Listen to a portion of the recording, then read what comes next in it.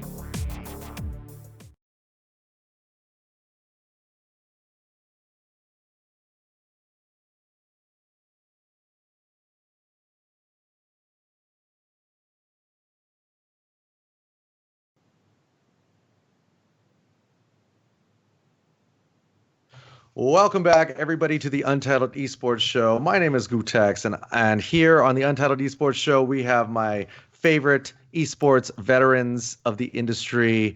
They are Zorine, who's here as always, and filling in for Slasher, who has gone missing in action at the very last second. We got Travis Gafford coming in from the esports clutch headquarters.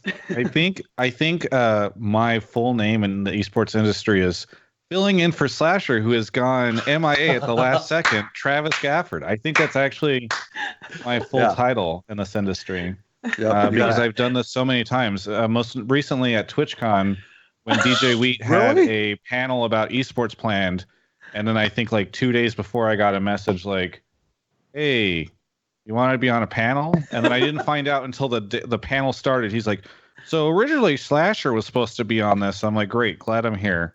Glad I was your first choice, Marcus."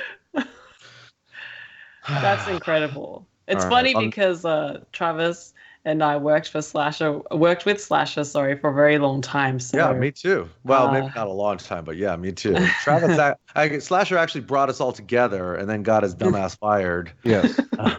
From GameSpot, short-lived GameSpot Esports. I'll do my best to be like, yo. No, your microphone's too good for it. Yeah. Yeah, you need to break like one of the pins in the mic or something. Yes. To give us that full Slasher experience. Yes. Well, happy to be here. Yes. Thank you. Thanks. Yeah, thanks for coming through in the clutch. We got a short show today, so we should get right to it. This is the show where we talk about all the stuff going on in the wide world of the esports ecosphere and all of the zaniness going on. And to remind you guys, we finally got the stuff, got everything on iTunes and Spotify. So you can search for the Untitled Esports Show there on either of those channels, or go to anchor.fm/Untitled Esports Show. All right, let's see. Let's get into it. So first things first, the Fortnite cult grows in power and influence every day. And it has claimed a new victim/partner, and that is Nike with their Air Jordan brand of shoes. I guess they're teasing an announcement. They teased an announcement today, and tomorrow there's going to be more information. I'm sure it's something more than a shoe, but I guess it's kind of a big deal. Maybe. What do you guys think? I mean, this seems like just it's kind of like Game of Thrones. Whenever that was going on for the past like month and a half, everything was Game of Thrones. There was Game of Thrones makeup that got released. There's Game of Thrones everything. I mean, I feel like Fortnite is still riding that wave. I mean, if they're going to do collabs with Marvel, it's not surprising to me that they're doing collabs with like Nike and stuff. Also, it feels like we just run on a collab infrastructure now in the US. Everyone collabs with everyone. Everything's a collab. So I am not surprised, and I am mostly ambivalent about this whole thing. Yeah. Well, as a Jordan's enthusiast, there we go. There it is. who purchases shoes and really, takes great care in curating their collection and spending money on shoes, or sneakers specifically. I was actually kind of, okay, my honest first reaction to seeing this was kind of like, whoa, please no, tell me this is not happening. Because let's be real here. A lot of the vast majority of the Fortnite audience, which is appealing to a lot of brands and such. I get it. It's very young, it's kids, right? Like you have the stories about young children who love Ninja, who follow Ninja, or who play Fortnite themselves and really enjoy it. It's their target demographic. And for them, for the Jordans brand to suddenly associate with kids who I am assuming are not usually able to afford a $160 pair of sneakers just seems so weird to me. It's just a disconnect, and it's lowering the brand and diluting the brand in my opinion. This is the same stuff people used to say about League of Legends. There's a lot of kids that play League, but there's also a shit ton of college students. College students are the demo I think that would buy the stuff, or even adults that are slightly older than college. And I'm sure that some huge percentage of the Fortnite audience is also made up by people like that. So I'm not shocked. I mean, I have a brother who just graduated college, and he plays Fortnite all the time and knows a ton of the stuff that I don't know about what's going on in that pro scene. So I don't know. I mean, he's not a sneakerhead, but I assume people that are his age would be interested in that type of stuff. Yeah, I don't think it's necessarily going to be aimed at kids, or that somehow damages the brand in and of itself. I think that I feel bad for all of the kids who are going to be bothering their parents for these shoes. But I think the real, I guess what makes this deal interesting for me is that I feel like there's the potential of having these same shoes or clothes or whatever also available within the game as some sort of special item that you can purchase in some way. And I think it would be interesting to see what happens with that, because typically in these types of deals, it would be the apparel company paying some sort of licensing fee to the developer, right, to make these shoes. But I'm sort of now thinking that this could be some sort of two-way revenue stream for Nike selling the shoes, but also for Fortnite selling, let's say, the digital versions of these shoes, which, all of the kids with no money, as you call them, Zorine, will be able to buy. I mean, when you were a kid, were you able to buy $160 shoes? Look, I agree. I think, the point that Travis Absolutely made not. about League of Legends, college students also being fans of these games. Yes, totally valid. My problem is the aesthetic. It doesn't fit. Fortnite is inherently a very cartoonish looking game, and the comparison you make to League of Legends is League at least has really cool art. It has a cool aesthetic. There are options there. That's your opinion, Zorine. You just don't like the Fortnite aesthetic because it somehow reminds you of something that was missing from your childhood. What? It's literally got cartoonish characters who do dances. People have said that about League a lot, by the way. I'm surprised you as a Dota person are not saying that, because the Dota people are always like, if I want to play that kid's cartoon game, I'll go play League of Legends. All 5 of those people are saying that. Yeah, I mean, League does have the cartoony options, but there's also if you want to look at the more dark art, I think the splash art there, there are options there where it can go in the other direction as well. Fortnite is just cartoonish through and through, and that's the aesthetic that they're going for. So I don't think it really fits well with the Jordans brand. I don't know. This is just my honest feeling that I got when I saw this, and as someone who actually, I bought a pair of Jordans last week that I was super hyped about, and then I see this and I was like, damn, what's should save my money. Wow, you're gonna return you're gonna return. I'm not your returning Jordans them. now. I'm definitely not returning them. But I can't believe you're so anti-Fortnite. I mean, I feel like the gaming people should be happy that we're now on that level where gaming brands and video game brands are getting to do such mainstream collabs. Yeah, where it makes sense. I don't know. I mean, I think it's great for the gaming industry and the esports industry. Yeah. Well, I guess we won't be. I'm not personally going to be shelling out any money for this, but I don't buy expensive sneakers anyway, so it's irrelevant to me. But I think that the people who are interested in it will like it, and the people who aren't will ignore it, and then we'll all be done with it in the next 10 minutes. True. Yes. All right, let's see. Moving on. The really big news of the week. Maybe we should have covered all this other stuff first, but that's okay. The really big news of the week that came out yesterday or the day before, Hollywood Reporter is reporting that TFue has filed a lawsuit with FaZe Clan, which is the team that he's signed with, for all sorts of issues, such as violating California law and the Talent Agency Act. This is I would consider this a monumental lawsuit because it's something that I think has been long overdue with all of these esports organizations' contracts. At least the ones that I've read, maybe a couple of which I've signed.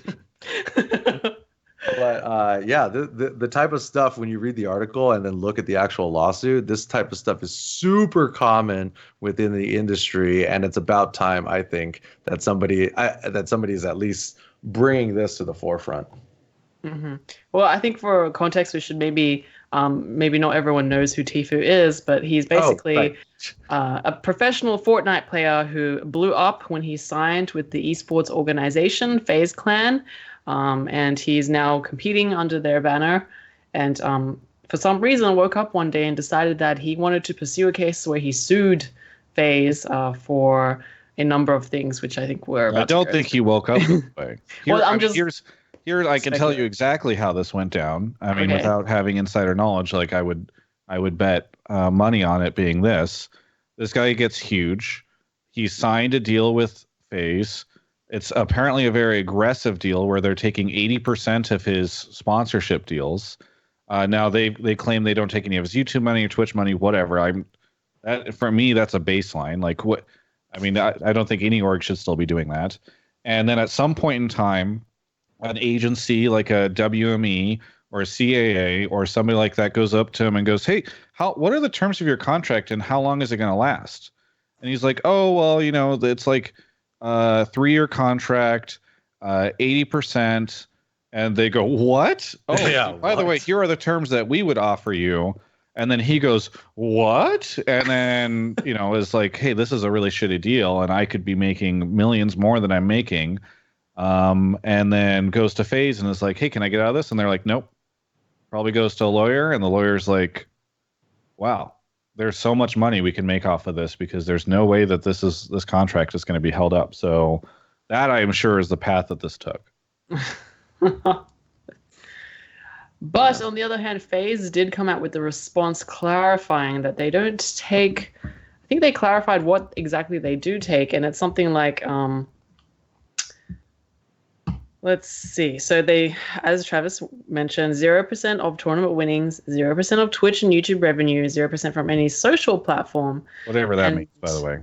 Yeah, I like how they threw that in there as if it means something extra. But let's see. So by the way, they don't reference at all how they're not like, by the way, it's not actually 80%. They basically, by not mentioning the 80% sponsorship thing, I admit that that's the case, but in this thing, they say they've only collected 60,000 from the partnership, which to me just shows how bad of a job they've done selling TFue.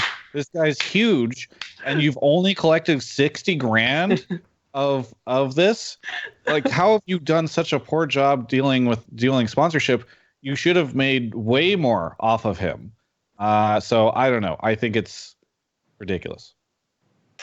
They say that it's a maximum of 20% that goes to them in both tournament winnings as well as content revenue, and 80% of that goes to TFue. So this is actually not really a clarification at all. No, that's the whole point. So the FaZe's strategy has been to obfuscate the stuff. Like I've yet to see very much where they disagree with any of the things that they've said in the claim, like the TFue side. Instead, they just address other things around it, and they lean on the fact that their audience is going to be confused by this, right? This looks like they're saying, no, everything he's saying is wrong. But actually, they don't disagree with any of his claims. They're just like, by the way, we're not taking any of his Twitch money or his YouTube money. And so it looks like it's not the same. And from what I can tell from because Banks also did this video. And in the video, he talks about a lot of stuff. He makes very emotional appeals in it. And again, just doesn't disagree with any of the stuff that he's in there. There's a great moment in there. The Melixia clip, I think, went viral, where Melixia is listening to him admit that there's been underage drinking on the business premises, which I know whenever we talked about this on my show, Twitch chat ignited, and they're like, who cares? Everyone does underage drinking. Well, whenever this is brought up at a court of law, like that actually is a situation where this matters. So I'm fascinated to see how this goes. My prediction is they're going to settle, because it sounds like even in they're just publicly admitting that there was drinking and all this stuff. They'll settle. They'll claim, oh yeah, everything is good. We let them release and all this stuff, and then that'll be it. Yeah, I think it's definitely going to get settled. I was reading an interview with the site was interviewing Ryan Morrison, the video game lawyer. He's the head of Evolved, and basically he was saying that this is going to settle. There's no, like, a first-year law student would be able to handle this, because there's so many violations of the talent agency law and the I guess probably some California labor laws. Did you guys get a look at the actual document with the lawsuit? Yeah, it's linked in that Hollywood Reporter. Yeah. Yes. It's actually pretty interesting, because a lot of the things that are in there that they're claiming on the TFue side or the things that they're bringing up is that FaZe has exclusivity even after the agreement with TFue ends, meaning that even after, for 3 months, he would have to still let them know and give them the option to match various offers. And also that they're also claiming that, FaZe was needing to approve all of the third-party requests for TFue's appearances and services. And I guess all of this is really sort of anti-competitive in nature. But the thing is, this is super standard for esports organizations' contracts. I mean, have you? What's you guys' thoughts on, teams controlling the opportunities of the players that they sign in this way?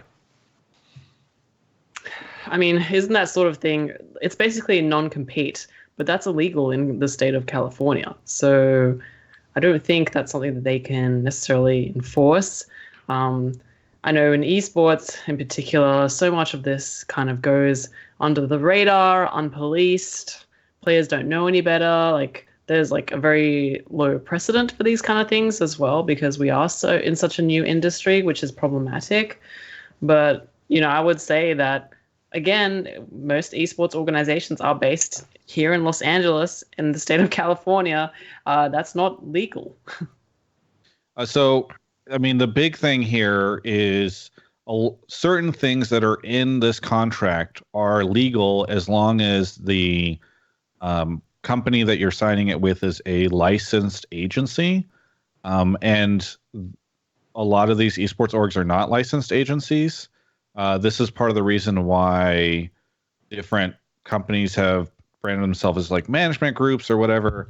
I think Everyday Influencers, which is the company that eventually became, I want to say they eventually became PressX, or they were part of that sort of thing, Right. which eventually sold to UTA. They their website disappeared one night and came up as like a completely different thing later on, because the rumor was that there was a conversation around like, oh, you're operating as an agency, you don't have this. And also, that was way back in the Alex Garfield days. A lot of the conversation around Good Game was whether or not it was a licensed agency or not. I think Richard Lewis had some crazy thing about that back in the day. So I think, look, the interesting thing is this is something that's likely to have become an issue for esports orgs for some time, and questions around whether what is allowed and permitted underneath California law. And if you are an esports org that operates in this manner, you should be paying close attention to how this goes, because there's a chance that legal precedent will be set here, depending on how far it goes. And I don't know, I'm very curious to see how it goes. Oh yeah, I mean 100%. Any player, anybody from a player side, no matter what game you're playing, whether it's FGC or any other genre, you need to look at this article, look at it up on the Hollywood Reporter, because you have the whole document in there.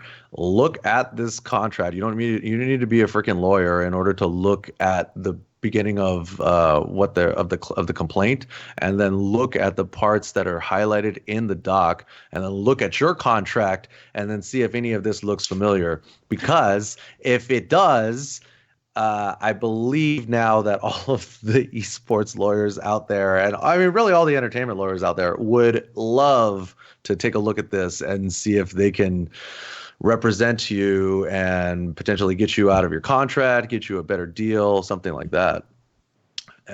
So if I were any of these people, I would definitely do that. Yeah.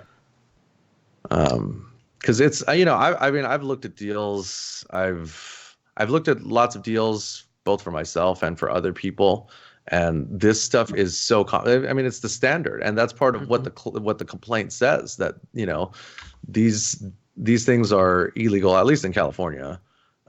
So it's really a good opportunity for everybody to, I don't know, look at your contracts. My final thing, by the way, on this is OV, who's a good friend of mine, tweeted out something. He's used to work at Riot Games, now works at PopDog, which is the company that owns Loaded, which, full disclosure, is a company that I work with and do business with. He was talking about just how crazy this will be if it doesn't get settled, because the amount of stuff that TFue's attorneys will be able to pull going through discovery, they'll be like, hey, let's look into all the conversation around like the betting stuff that was associated with this. And like there's just so much crazy stuff that could come to light because that Faze is an organization that I think has ridden the line in terms of, the way they operate for some time. I'm fascinated to see how this goes. Yeah, so you're basically saying all the dirty laundry is going to come out. Oh, potentially. If there is dirty laundry, right? Like, I'm not saying 100% that there is, but esports orgs have been able to fly under the radar for quite some time because they're small and they're not traditional sports and they're not traditional entertainment. And, how much of this stuff, whenever a judge finds out about it, is going to be like, what the hell is going on with this company? Yeah. So super excited to see how it goes. Well, the other thing is that the claim or the complaint basically refers to TFue as an artist, because part of the deal is about the content that he's producing both on Twitch as a streamer as well as on YouTube. Yeah. So they're not going the cyber athlete route with this. They're saying that this dude is an artist and you're representing him as an agent, but you're not a licensed agency. Yeah. Because you're not even supposed to be able to collect money for people and then pass that along as, so basically you collect the payment, take your commission, and then pass the remainder off to talent. You're not even supposed to do that if you're not a licensed agency. And apparently it's not even that expensive to become a licensed agency. And I'm sure an organization with the deep pockets of Faze could afford it, but guessing there's regulations that go along with it that are inconvenient to certain organizations. I don't know. And once you're licensed, you become part of everything that goes along with that license. And so I'm not sure, but I would guess that there's stuff attached to that. Mm-hmm. I think it's also kind of interesting and maybe worth pointing out that I think Slasher posted it on Twitter that Banks had a very heated response to Nadeshot about this whole ordeal in a tweet that has since been deleted. But it's just seeing the difference between how Nadeshot addressed the situation versus how Banks, who is the co-founder and I also think the co-owner of Faze reacted to it, is just. Wait, but what did he say? I know we've only got 20 minutes, but I just want to read this out because I got to read it on my show last night, and it felt really good to read it, so I'm going to read it. Let's do it. So Nadeshot tweeted like, "Oh, I hope the recent news doesn't affect the broader gaming community's perception." He didn't call out Faze or anything like that. He was just trying to say like, "Look, there are orgs out there that aren't behaving the way that TFue is alleging Faze behaved. And Faze replied, "You're a piece of shit, dude. And when my side of this is heard, you'll see why. Way to fucking jump on the bandwagon and chase the clout. You must be dancing right now." By the way, he said, "You must me dancing right now. Matt, I'm going to personally make sure you regret tweeting this and adding to this bullshit dumpster fire." I don't know if he did make Nadeshot regret it, because Nadeshot then deleted his tweet and was like, "I've got great respect for Faze. They've done." So I don't know what happened there, but it was great. I know we've only got 20 minutes, and I've got at least a 10-minute rant in me about this topic number 5, so I don't. Oh, no, that was an amazing readout. Thank you, Travis, for reading that tweet out. That has since then been deleted and probably brought all over the internet now as a new copy pasta. So well done, Banks. All right, let's see. In the ongoing saga of the racists over at Vision Venture Partners, which is the company that owns Echo Fox, Riot Games has issued an official order demanding that Echo Fox remove the alleged racist Amit Rizada from the organization if they would like to keep their spot within LCS. So Riot is taking action, and yeah, finally we got some official word. I mean, what do you guys think? It's basically Riot handed them an ultimatum, but really it leaves them no choice, right? And either way, it actually, what they've done has really helped Echo Fox come out of this whole ordeal as the good guy, which, you know, we've discussed this at length already, conspiracy theories and all. Like, was this Rick Fox trying to find a way out of his, or like rescue his organization, which was by everything that we had heard, kind of not doing so well internally. So I think what Riot did, like, they've really gone and saved Echo Fox in a lot of different ways by making this ultimatum. I mean, I don't know if they've saved him, but the big thing for me is that it echoes back to basically what the NBA did with the Clippers. I don't know if you guys brought this up in previous shows. I remember that. Watch this show at all, but Don Sterling apparently had said racist stuff, and they forced him out. They forced the sell of the Clippers. So this, for me, it just mirrors what we've seen in traditional sports. Yeah, that makes sense. I guess yeah. I mean, we'll see how it goes. I think it's worth. I'm glad that you guys brought it up, but also I don't know if there's too much of a conversation to have yet since we haven't seen the sell. Happy that Riot's doing it though. Absolutely. And when I say they saved Echo Fox, I mean that saved them the trouble of having to, you know, fix the situation themselves. Like, now that Riot, who is kind of the official ruling party on like League of Legends and the franchising and everything, has come in and given their word, they at least have some direction to take on what to do next. That's true. So either way, it's a tumultuous time in esports right now. Oh, yeah. Well, I mean, these are the sort of growing pains that these types of industries will experience as it grows and gets more and more legitimate and mainstream. All right, let's see. Yeah, so man, I feel like we need some sort of like graphic for the Echo Fox blow up every week because there's a new chapter to this story every week. Yeah, we add like a little piece of art to it every time something happens. It'll be like a puzzle, and then finally it'll just. I'll have that like smash screen, like Riot joins the battle, you know. Like. Yeah. Who else is next? Yeah. All right. Leonsis says, some dude named Leonsis says that NBA 2K players will be better known and better paid than LeBron James in 10 years. So, for context, Ted Leonsis is a highly respected American businessman, and he has stakes in multiple traditional sports teams, including the Washington Capitals and the Washington Wizards, and others as well. I believe he's invested in Axiomatic, which owns Team Liquid. So he's one of like the big names investors behind Axiomatic, which has made other investments in the space, not just Team Liquid. So It's like I think it's a really big deal that he is saying this, and I am going to let you guys respond first before I go into my very strong opinion on this. I think it's hilarious that he said this because, firstly, watching the reaction from all my industry colleagues in esports has been quite entertaining. But I don't know if in 10 years from now, esports players will be more famous. Was it more famous or as famous that he was saying? More famous than the equivalent of LeBron James in the same time period. Like Ryan said before, we have a lot of growing pains in the industry. And honestly, I feel like in 10 years from now, those would not have been completely erased or fixed.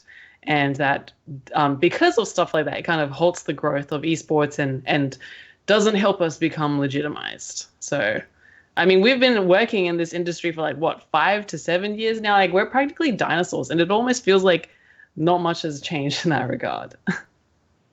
In terms of, not much has changed in terms of the professional conduct, legalities, like monitoring things and just making like, you know, like processes and introducing these kind of checks along the way.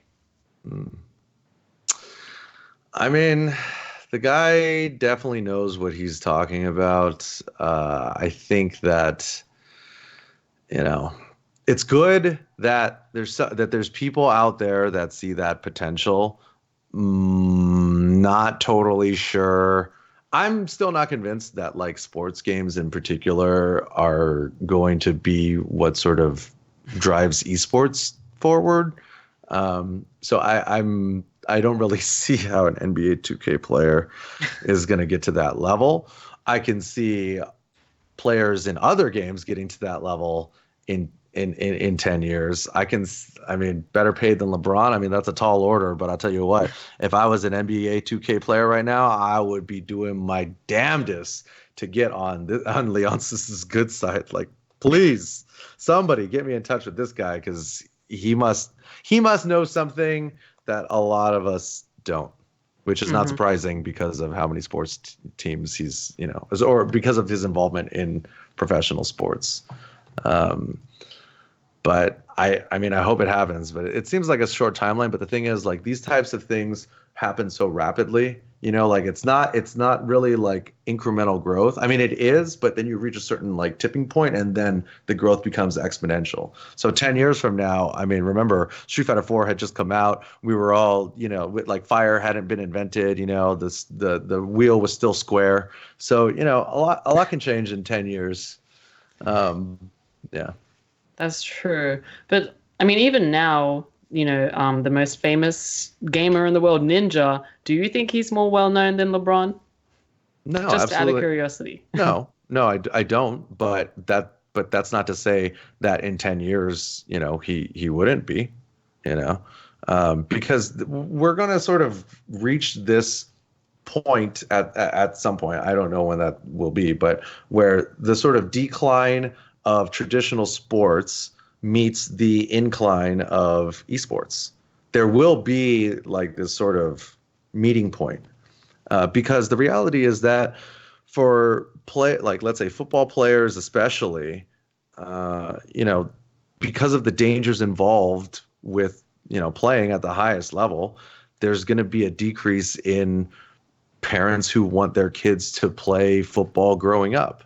And as we see every week with another university hopping on board with an esports program, it's going to be way more accepted and common for young people to get these sort of esports scholarships, because why would you be playing a physically dangerous game like football when you could be playing the opposite of a physically dangerous game in, you know, esports? My turn yet? Yeah. Yeah. All right. The floor is yours. This shit is so stupid. And this is insane. Like, and this is the shit that is literally killing my industry right now. This is killing esports. It's so fucking stupid. NBA 2K viewership is terrible. Like, looking at articles from about a year ago when it launched, and by the way, I don't think it's done like hundreds and thousands of percent increase in viewership. This thing averages 6.5K viewers on Twitch. All right.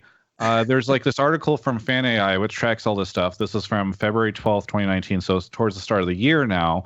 And they're talking about how over the course of its inaugural season, NBA 2K League reached 656K total unique viewers. That is awful. That is so bad. That is insane. They are spending so much money on this thing. And if they're not losing money, it's because the advertisers are losing money. I don't know. But nobody's watching this shit. Nobody cares about NBA 2K League.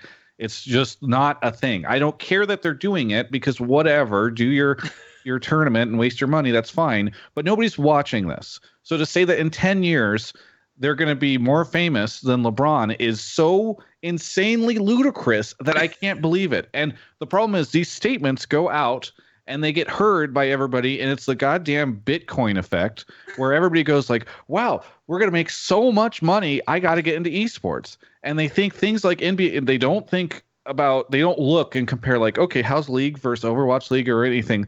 They hear like NBA 2K League is going to be great. This is how shit like the H1Z1 Pro League occurs, where money's just funneled into something that is pointless and isn't ever going to become anything, and it just gets wasted. And I've got a perfect example of this, by the way, because when I tweeted about this, out of frustration, I can within 5 tweets, and I'm going to share this with our lovely producer, who I don't know his name, but he seems really like he knows what he's doing. I've got this Twitter chain of of like 5 tweets. Did the person delete it? No, they didn't delete it. Okay. Oh my god, that would have been perfect. So here we go. So I'm going to share this, and maybe we'll end up getting it up on the screen. But I can show you how this affects the industry within the case of over the course of 5 tweets. Okay. So basically, I wrote, "This is a yikes," because I just like this again. This is the stuff that's like overvaluing the industry. People come in, they spend a lot, they're going to lose a lot, and then we're going to create this like esports bubble. Probably already exists, and everybody's going to lose money, and it's going to suck because people are going to pull out. So Christian Bishop, who for some reason I don't understand, has a check mark next to his name on Twitter. I had to double check that it wasn't like an emote that he added in somehow. Like, so I've seen that people do that before. He adds, and I don't know how I got 45K followers. I can't imagine. He adds, he replies and says, "Wow, he's on board with gaming. Clap emote. Perfect. Invest more." By the way, anytime anybody uses a clap emote in a tweet about investment, you know that you're in trouble. And then I reply, "I hope you're joking." And he said, "I'll take the capital to the space from visionaries who dream big any day on the daily operators to manage it responsibly. There you go. There is all of the problems with the investment in this industry summed up. You've got Ted Leonsis, who's out of touch, has no idea but a ton of money, who's investing a ton into the space, and doesn't know what he's doing, clearly, because he thinks LeBron is going to end up becoming old news compared to NBA 2K players in a decade. And he's just funneling money into the space. And people like Christian Bishop are gobbling it up and is like, "Oh, I'll just take his money and we'll figure it out." It doesn't matter that like all these esports companies are failing across the board. This is how Infinite occurs. All right. This is how like the Optic and Equifox problems occur with their parent companies. And Christian Bishop, I'm sure, will have his company that he's working at right now fail soon enough, much like his previous company failed. And it's all just going to be like, just take all this money, take all the money from the investors, and who cares? Because it's on us to figure it out, and I'm sure we will. And it just drives me crazy because and now because of this Ted Leonsis tweet, I'm sure, or tweets like it, or statements like it, more money will come in a very dumb way, get spent in terrible ways, and it's just problems just going to keep going on. I was like so pissed off whenever I saw the Ted Leonsis tweet, and then whenever I saw Christian Bishop's reply, I was like, it's right here in these 5 tweets. I see everything. Yeah, I mean, I see what you're saying, about people wanting to come in and spend the money, and it being unclear about the return, and people out there, taking this money. But I think the reality is that it's gonna keep happening until there's a real market correction, or somebody figures it out and actually starts to make ROI for their, esports investors. P.S. Shameless plug, hit up gootecks for all of your ROI needs when it comes to investing your esports dollars. But but anyways, at some point somebody is going to figure it out, and I think that it takes these type of investors to come in and invest this money in ways that work as well as that don't work, because the more that happens, the more future investors will start to wisen up, which makes it easier for which makes it easier to create realistic expectations for you have investors. to. Well, the problem is, like I agree that you need to have some failure in terms of investment in order to find stuff out, right? Like whenever any industry is growing and blowing up, you need to have people come in and experiment with cash. The problem is people use Newzoo numbers, which we all know. Yeah. Okay. Yes. Okay. For sure. Lesson number one. If it's a Newzoo source, you need a second one. And things like the H1Z1 Pro League pop up, which did anyone in this industry who knows anything think that was going to happen? Like, I don't mind. Like 100 Thieves is a great example of an experiment, right? Like, I don't know if 100 Thieves is going to succeed eventually and get people their money back, but it is like built on a pretty decent premise. They have a real product, and they've got fans of their brand within a very short time, and they've invested in a proven product, the LCS, which has shown that it can get viewership. Now, we don't know if viewership might be going down and all that stuff, but at least that's like a real concrete thing. Things like H1Z1 Pro League are a disaster. The best example or a great example of this are esports media companies. I can promise this.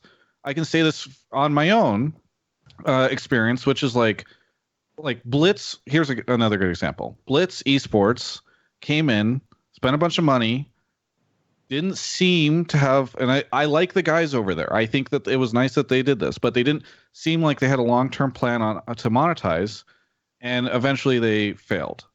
Now, a bunch of people from Blitz have now gone to Upcomer, which took $3 million in fund. I think it was $3 million. They took some large amount of money in funding. It might have been $1 million something. You can find out on Crunchbase, I think. And now Upcomer is just going to do the exact same thing Blitz did, because monetization is a huge struggle in this industry, especially for media. And people aren't checking. We're just going through the same stupid loop. So eventually my concern, gootecks, isn't that like you're going to have that people are going to lose money, because again, that's going to happen at the start of any industry. It's that people are not being smart about it. People are not being honest about where the value is. They're not learning from the failures of the past. And they're just, again, like the Christian bishops of the world are more than willing to see Ted Leonsis be like, hey, esports is a big deal, and not be like, oh God, like he doesn't realize that NBA 2K is not the future of this. And like, he's so out of touch. Instead, he goes, sounds like money for me. And that's the shit that drives me crazy. There are definitely there's like the light side and the dark side of esports money, right? People are like, wait, don't fucking spend all that money over there. And people are like, yes, put all your money over here. Yeah, I mean, that's true. It's frustrating to me because I don't think there are enough people in the industry who are doing a smart enough job of informing, and this is as much on me as anybody else, of telling the stories of where the value is and where it isn't. And there's too much misinformation out there that makes it sound like, which can mislead people, like Newzoo numbers, Yeah. Well, I mean, this is part of why we do this show, to like educate, to educate the people out there about nobody watching this show is getting educated. Well, that's why we got to keep going, because eventually we'll reach the right people. Where do you think, in your opinion, Travis, where is the value in esports for investors? I mentioned 100 Thieves. I think. Oh, right. What is the 100 Thieves product? I don't even know. I mean, what I think. Okay, so it's a couple different things. They've got their esports arm, which I would say they're making 3 bets right now. They're making a bet on esports, right? Like they've got the LCS team. They did a foray into CS:GO, which failed, but I'm sure they'll return. They've got a Call of Duty team. Like they're saying, okay, there's a chance that like esports teams might be worth something at some point in time. Then they're also making a bet on influencers. And that's why they've built like their content creator house and all that kind of thing. And then they're making a bet on apparel. Apparently, you're not allowed to call it merch. 100 Thieves only exclusively calls it apparel and corrects everyone who does whatever. But and the smart thing about their model is all three of these things kind of play into each other, right? Like you can build the esports or you can build the apparel business by working, having your influencers and your esports pros like sport and all that kind of stuff. And if your esports thing takes off, it can feed into your. So that's like a world where like it's not vaporware, right? Like there's something there. They've been able to build fans. They leverage Nadeshot's existing fan base to be able to do this. Like that's a real business. Overwatch League, which I am incredibly critical of, and I am really concerned about it. Like that is more of a business than NBA 2K. I would invest my money into Overwatch League 1,000,000 times before I would invest it into NBA 2K, because guess what? People it's proven that people will watch Overwatch, and Blizzard has a much better track record of creating games that people want to watch and have long-term engagement and all that kind of stuff. So it's just like you got to pick your battles. Everybody acts like all these games are equal on the investment side, by the way. They all act like, well, I can invest into random mobile game and it'll be great. But they act like it's on the same level as Overwatch League or League. Nobody's it's like I don't know if you get very many press releases, Ryan, but with Zorine and I, we get a ton of press releases, or we did back when we were at Yahoo, especially. And press releases would come in where I'm like, that's dead. That's already dead. Like, this is just not going to work. And I'm like, how are there people out there that are not like, how are people not telling these guys this is not going to happen? Like, this is not a business that's going to scale. I think a lot of it is also the people they see esports and they treat it as a whole, like one collective thing. They're like, oh, esports, it's just esports. We have the esports audience, and they don't realize that there's segregation. Esports is like traditional sports. You wouldn't compare the basketball audience to like the golf audience or the MMA audience. It's not all the same, and they don't understand that. So I think that kind of further compounds the problem. And then, NBA 2K in particular, I think has a advantage in that obviously it's supported by the NBA and has a relationship with it, and maybe they've been able to leverage that to get people like Leonsis invested into it, and that's why he's tweeting about NBA 2K and using that as an example. Whereas the people who are endemic to esports understand already that NBA 2K is not really like the way to go in the industry. So yeah, it's just a whole mess of like factors that are contributing to the problem that I think Travis like touched upon, and it's just, yeah, it'll be a while before all of this stuff gets like worked out properly. I just worry about what's going to happen in the short term. I mean, quite frankly, I thought that there was a giant esports bubble that would burst like the first year of Overwatch League. Overwatch League, to its credit, surprised me and got consistent viewership, and like they built something really interesting there. And I think Fortnite and Ninja came along at a great time to sort of like postpone the bubble and inflate the scene up even more. And because it became like this huge thing in America in a way that it hadn't been before. But I just worry because at some point in time, you're going to see so many people lose so much money that it's going to have this big ripple effect across the industry, and a bunch of people are going to lose their jobs. And people, like, instead of growing at a safe and sustainable pace, we are instead just going to, excuse the language, blow our load all at once. As an industry. And I believe in esports long term. There's no way that this thing isn't a huge thing in 100 years unless we all blow ourselves up with nukes. But the short term, I don't want us to lose our progress because people want to take money off the table. People don't think critically about their investment or about their idea. Like, no more esports media companies should exist unless they are trying something different. Unless they know how to monetize properly. Yeah, come up with a different business model, right? I would give Invin, for instance, credit because they came up with the global conference. They're like, look, I don't know if they were inspired by TechCrunch in particular, but TechCrunch is a site that like probably loses money as a site, but then makes their money back on conferences. hey, look, and you use the brand, the media brand, to leverage your ability to create these conferences, and that's like an interesting business model. But the amount of people that just take money to create a web page where they put articles up, where they just get ad blocked, and videos up that like nobody watches, and or they just watch on Reddit and don't watch the other content, like, and then they don't have a path to monetize that content. I like to joke that Travis Gafford Industries is one of the maybe the only profitable esports media company in the industry because it's got one employee. Hey. You media company? You mean one of two, Travis? Is Cross Counter also an esports media company? I feel like FGC would not like you calling it an esports media company. Okay, I'm sorry if I say esports media company to some people and FGC media company to other people, but we're splitting hairs here because the reality is been profitable for the entire time because we're cultivated organically and grown through tiny little seedlings instead of just having the whole fucking operation show up. I mean, until Echo Fox pays everybody $1 bajillion and fucks up the salaries. No, well, here's the thing. Like, I knew from the get-go this was going to be a long-term thing and thus had to be sustainable from the get-go, which is why the entire operation has been built on multiple streams of income, not zero of which is like, whatever, big VC money, but it's always been sort of built between stuff like, okay, the content, the advertising, the merch, not apparel. Sorry. For me, events, consulting, the whole gig.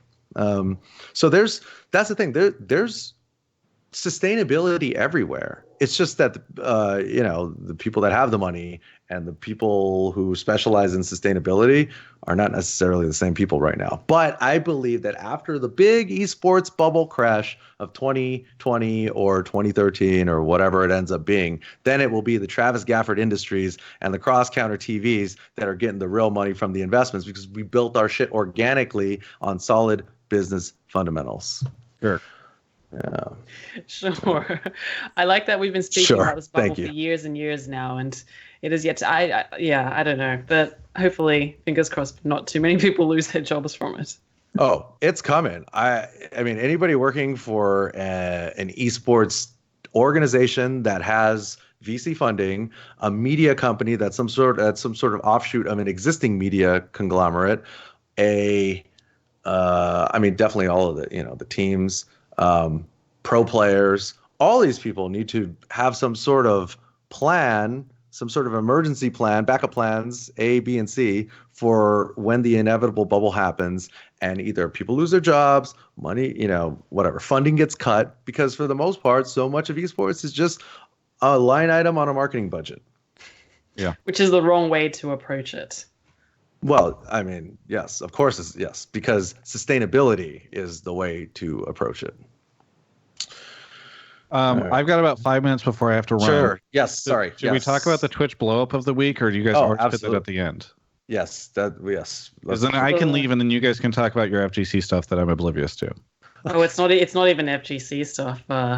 Isn't Tekken and Combo Breaker FGC things? I'm very. I thought you were talking about the Twitch blow up. Sorry. Yes, but we can skip to the Twitch blow up of the week. All right, Slasher coming through.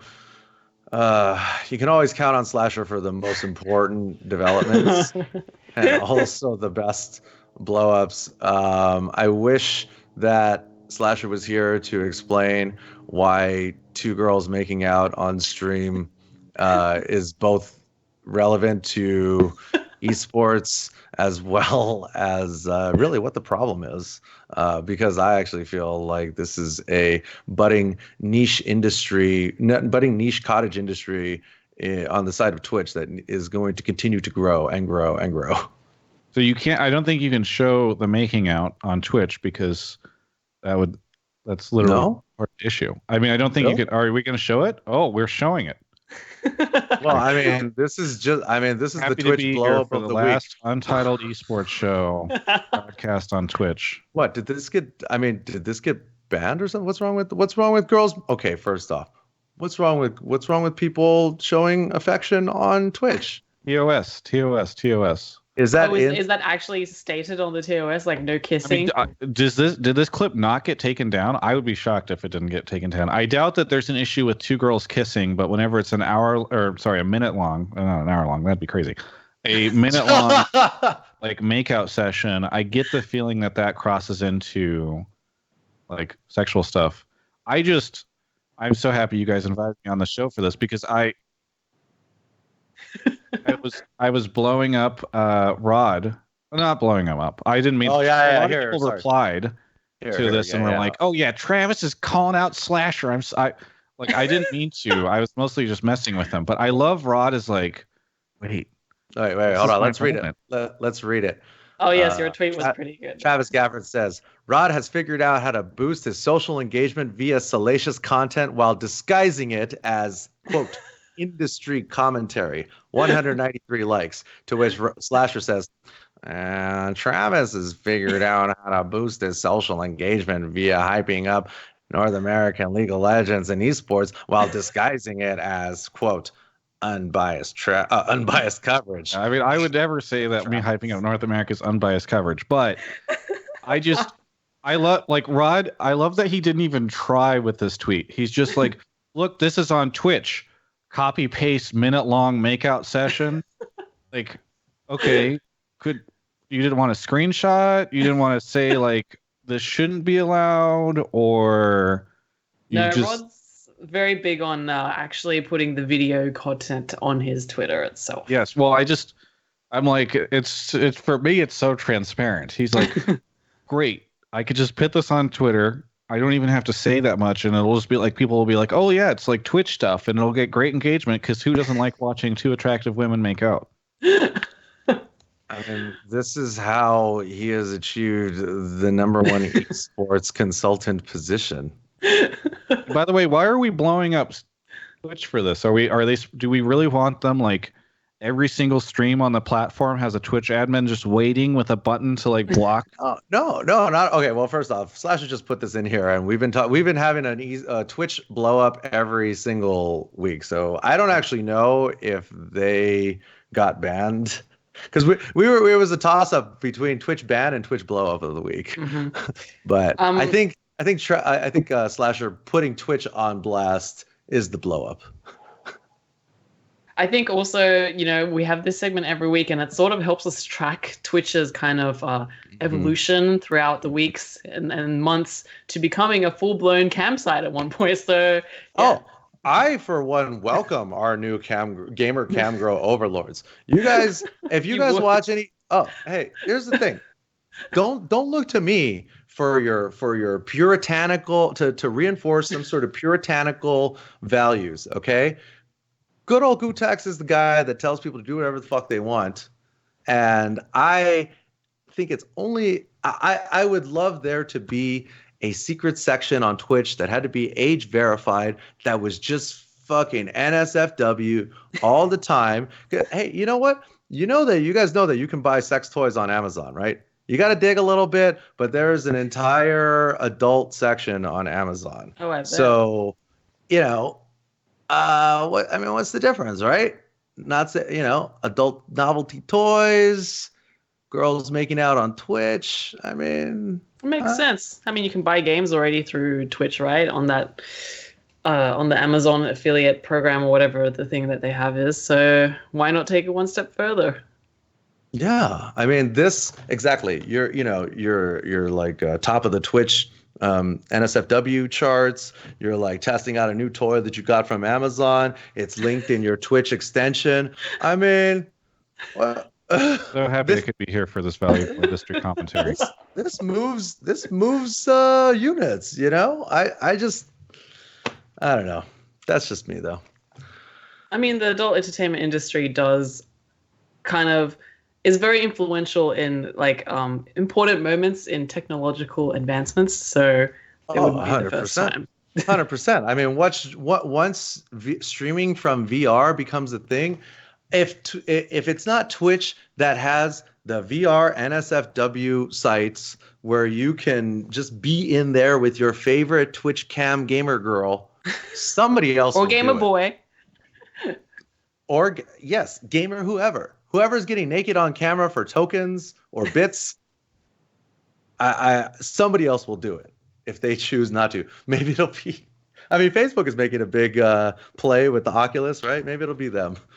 So I apologize. I know I extended the show out by ranting, but I do have to run. Okay, no problem. All right, thank you, Travis, jumping in. Yes, thank you, Travis, for coming through in the clutch and filling in. Where can people go for more Travis Gafford? Travis Gafford is my Twitter handle. Travis Gafford is my YouTube handle, and Travis Gafford _, is my Instagram handle, because there's a fisherman on the Texas coastline who lives a more fulfilling life than I have. Shut up, really? He's got Travis Gafford Instagram on Instagram. If you want just a happier man to follow, he's got this lovely wife, and he's just living out. Oh, I wish I was him. You want to be like him when you grow up. He's the real Travis Gafford. Oh, you should get the check mark on Instagram that I don't have, because he's the actual one. You're gonna be streaming? When's the next time you're streaming? I do a show on Monday nights called Hotline League, where people call in with very bad takes, and then we talk about them. Excellent. Yep. Nice. On Twitch, which is also at Travis Gafford. Twitch.tv/Travis Gafford. Travis, thank you so much for coming, for joining us. Catch you. Did I disconnect from the call? Yeah. Is that safe? Okay, cool. Bye, everyone. Oh, yeah, there he is. Thank you, Travis. Man himself. Look at the dog. You know, he's just. Bye. All right, later, man. Oh, he does look having quite a good time. Yes, he's living his best life. Yeah. Hey, you know. All right, let's see what else we got. All right, big news in the Tekken world. Team Liquid announces that they have signed a new Tekken player, Jen, who will be Gen. All right. It was a 50-50. Gen is going to be at Combo Breaker, which I will also be at this weekend. Zorine, you were super stoked about this. I was so excited. So Team Liquid making this announcement, they only posted it, I think, like an hour ago. So it's very recent, but basically they've picked up a Tekken player, which now adds to their fighting game roster. They have Street Fighter players already. They have Nemo and John Takeuchi, who we both know, but this is their first time going into the Tekken scene, which is really, really surprising, actually. It kind of came left of field, in my opinion. But they also say in their announcement that they like Tekken. They think Tekken has shown a lot of growth in the past 3 years, and quite frankly, I agree. Tekken is on the increase every year at EVO in terms of entrance, and I think at other tournaments it's similar as well. So this is like the greatest news ever. Like, not ever, but like I was so happy because it just affirms that, Tekken is a solid game that's worth supporting and is growing by like all intents and purposes. It is growing every single year, and that's amazing to me. And it's such a good game. It's such a good fighting game. Well, tell us how you really feel, Zorine. Sorry, now I'm like gushing about Tekken, but seriously, like, as a Tekken player myself, obviously, like, very passionate about the scene and happy to see a player like Gen get picked up. So for those who don't know, he's like this 18-year-old prodigy. I think he first played at EVO in 2017 or 2016. I can't remember how long ago it was, but he was like really young, and he made it to the grand final to play against JDCR. He didn't beat him, but making it all the way to the grand final at his first foreign tournament as a young Tekken player from Japan, like, that is so crazy. Yeah, no, it's amazing to achieve that level of performance at such an early age. Really interesting. Well, I mean, it could be a really good long-term investment, because he's so young. Because especially from like a deal/business perspective from Liquid's side, it's like, all right, well, here's this kid who's young, who probably is not gonna need that much money and probably be happy for the opportunity. Well, I mean, this is, kind of the thing, right? I mean, as we're talking I mean, about it with goes back to what we were talking about with esports contracts, right? These kids, Yeah. when they're young, they sign contracts not understanding what they're signing into exactly. Yeah, and who knows? Especially young people outside of North America, I would say, would probably be even less experiences with the nuances of contracts and the legal system in America. But either way, sort of investing in these younger players probably means that even if you're sort of increasing their salary a little bit year over year, you're still not going to be paying as much as you would be when they were older and more established. I wonder if that's why they didn't pick up any of the other kind of established pros who are currently teamless. Oh, well, see, that's the thing. Like, why? Exactly. Yes. I mean, it's to the level now, I think, where a lot of players within the ones that are already established, like the S and A tier players, it's like, okay, they've probably already been sponsored a bunch of different times. And generally, every time you're with a new team or a new sponsor, there's a bit of a pay jump because from last time, all right, well, if I was worth, travel this time, then maybe next time I'm worth like travel plus $500 a month. Oh, maybe I'm worth like, 2 Gs a month now. So every time you get a player that has already been sponsored and has already been part of other teams, the price tag just goes up every time. That's true. That's very true. Feels bad, man. Feels bad. And also those players are likely to be a lot less malleable than newer players, because newer players are just going to be happy to be there versus, veterans that may be like, nah, I ain't doing that.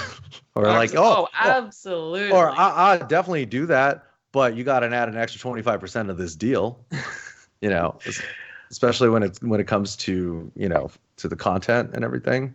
Yeah, and you've read so many of these contracts before, gootecks. Like we've talked about this before. So many players, especially in the FGC, are just so happy to take like, oh, I get travel. Like you're gonna send me to like 3 events or something. Like that's awesome, and they just take that, take the deal, and they're happy with it and think they're getting out something good out of it. And it kind of kills me a little bit inside. Well, I have to be honest. Yeah, I mean, well, here's the thing. Like, it's not that just getting travel is a bad deal. It's only a bad deal if you're at the level at which you could negotiate salary. Let's just say you were top of the Tekken leaderboards online, but you're not traveling to tournaments, you're not sponsored or anything. You're just some anonymous online warrior. For a player like that, a deal that was only travel could be amazing because they're not doing anything like that, as opposed to, players who, have been out there traveling and placing well in tournaments. A travel deal for them may not be as attractive, but still, when it's your first deal, many players are only offered travel. Absolutely. But that's certainly not like the upper echelon. But I would say that you sort of have to have a travel deal before you have travel plus money, with one way to negotiate money from a contract that was only travel being to also include some sort of content component of the deal, because then if you've built your audience already and your content is getting views, then it's easy it's a good negotiating point to bring to the table, which is why it's important that people who are trying to get sponsored and everything aren't just focused on the in-game stuff, but also the meta-game stuff, like building your following and creating content. Yeah, and that's a whole other topic that we can talk about for like hours. Yeah. Well, this is just putting it out here that I like looking at contracts and providing guidance for stuff like that. So yeah, anybody out there who needs that, feel free to reach out to good old gootecks, because I've seen a lot of contracts. Anyways. Also, yeah. So, as we mentioned, this is also kind of a big deal because Combo Breaker is this weekend. Combo Breaker, one of the Capcom Pro Tour premier events, coming to you from the Midwest in St. Charles, Illinois. I'll be there. Zorine, you're going to be there? That's right. I'll be there. What are you going to be doing there? Well, apparently filming content with you, but also competing in Tekken.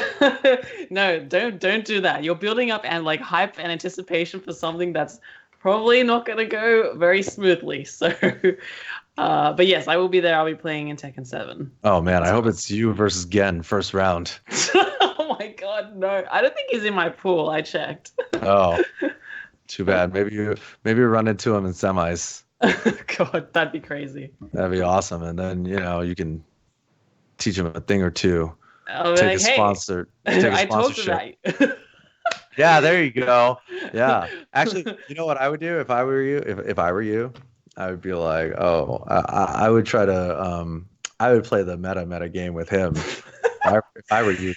Is this what you do in your tournaments, Ryan? Jeez. Yes, this is how I've achieved all of my tournament wins. I just flirt with my opponent, and I'm just like, yeah, I throw them off their game a little bit. You sit down. You give them a little, you give them a little smile, a little wink. You go to shake their hand, and you you don't let go. You wait until they let go. Oh, okay. Yeah. You got to give him one of those, Zorine.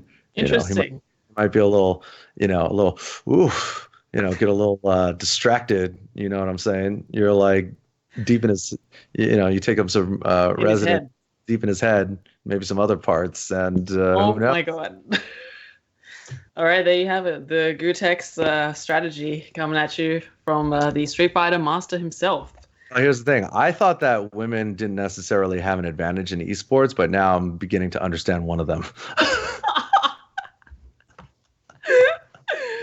Dear Lord. I mean, we're making a lot of assumptions here. Well, just, this is just things that you learn. Thank you for the useless strategy. You didn't even try it. I don't even know. I am not trying it. We're not going to discuss that. I'm gonna get thrown out of Combo Breaker. That'll be the discussion. Thrown out of Combo Breaker. Topic for the headline next week. Exactly. Blow up here with the blow up of the week. It's Zorine getting physically escorted off of Combo Breaker for trying my the strategy I recommended. For attempting Gootecks' unsavory strategy on a foreign minor. Hey, you said he was 18, okay? Oh, that's true. Sorry. For some reason, I thought 21 was like the adult age here. Dear God. Just saying. All right. Well, I think that about does it for us this week. I want to definitely thank everybody for watching, tuning in this week. We want to thank Travis Gafford for filling in for Slasher, who fell off the face of the earth this week. Like he literally 10 minutes right before 10 minutes. when we were talking to him. 10 minutes before the show started. I think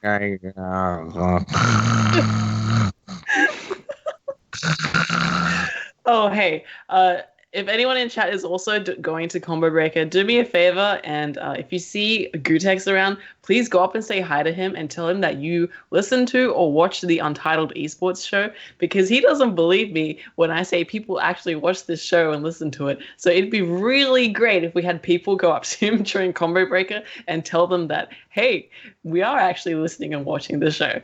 Literally nobody that I've spoken to in real life that's not that I don't have in my phone book has said a word to me about the show. I know nobody.